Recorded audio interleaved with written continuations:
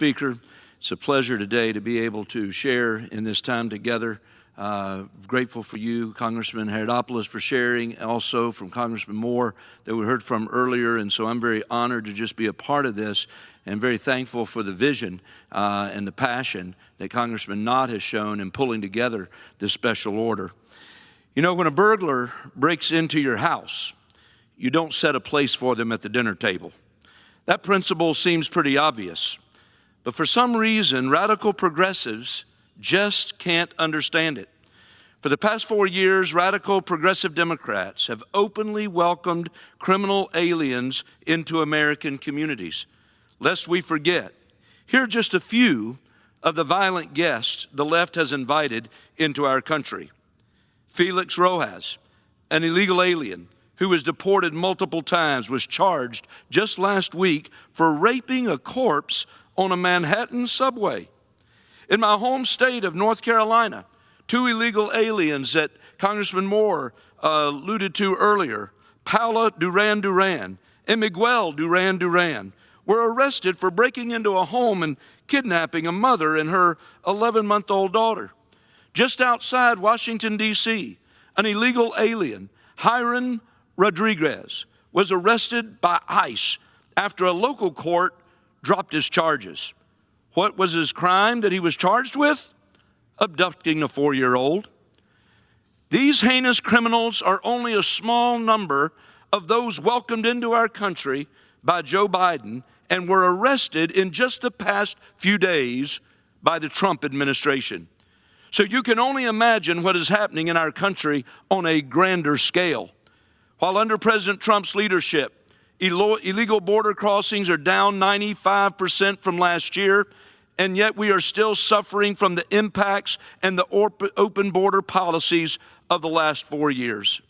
The left did not just facilitate an open border invasion. They have made the American taxpayer pay for it, and we are still paying for it. Under former President Biden's open borders agenda, it's estimated that at least 10 million illegal aliens entered our country. And on top of the massive financial costs of the crimes they commit and the jobs they take away from Americans, a huge chunk of them have been accessing government benefits like Medicaid and Social Security. Mr. Speaker, this is unacceptable. Americans are hard workers.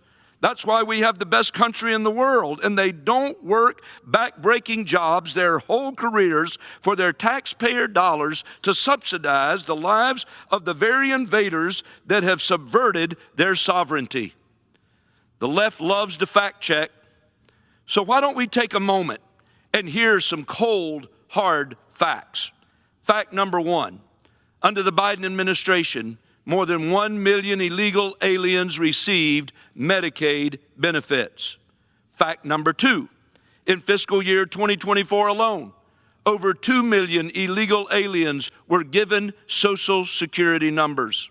Fact number 3, a 2023 study showed that the net cost of illegal aliens to the American taxpayer was at least $150 billion annually. Fact number 4, states are still having to bear the financial burden of Biden's border crisis. Texan taxpayers have to shell out $8.88 billion a year to pay for the illegal aliens who invaded their state. For Californians, it's almost $22 billion. By the way, fact number 5, in some states, it's a complete affront to citizens. I'm talking about where illegal aliens can get mortgages, bank loans, insurance, driver's license, in-state college tuition, and free health care.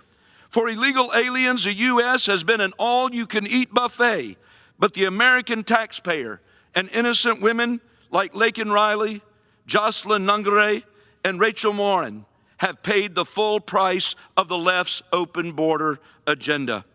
It's time to turn off the faucet permanently. American taxpayers shouldn't have to fund their own demise, paying for government programs that actually encourage an invasion. President Trump has shown us the path forward. Border crossings are down, as I mentioned earlier. Criminal aliens and gang members are being deported left and right. In other words, the forgotten American is first once again. But nevertheless, there's still much work to be done, especially in this 119th Congress. Under President Biden, Americans' hard-earned taxpayer dollars in the federal budget were used as a slush fund for the radical left to facilitate a border invasion of millions of illegal aliens, export their woke ideologies across the globe with wasteful pet projects, and weaponize the government against anyone who disagreed with their policies. But President Trump's budget proposal, when signed into law, will be a crucial step in taking our country back from the left. It will defund the wasteful government programs subsidizing illegal aliens and provide President Trump with the very tools to solidify his sensible border security initiatives.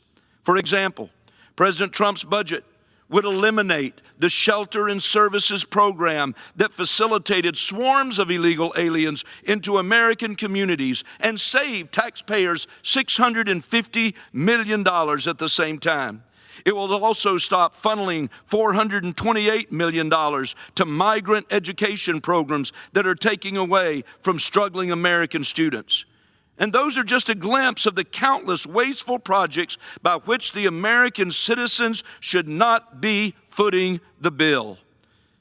But it's up to Congress now to come together and advance both the president's budget and the reconciliation package across the finish line. Mr. Chairman, we owe nothing less to the American people who are tired of being placed behind illegal aliens. When illegal aliens are given benefits like Medicaid and Social Security by the thousands, they will keep coming into our country, burdening the American taxpayer and exacerbating the crimes in our cities. This is why it's so important that this Congress act now with budget reconciliation, give President Trump the tools he needs to keep both the wallet and the soul of America safe.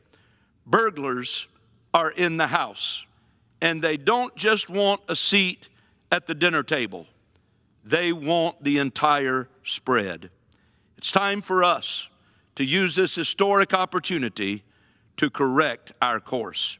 Again, I thank Congressman Knott for his vision and his leadership, and Mr. Speaker, I yield back my time to the gentleman from North Carolina.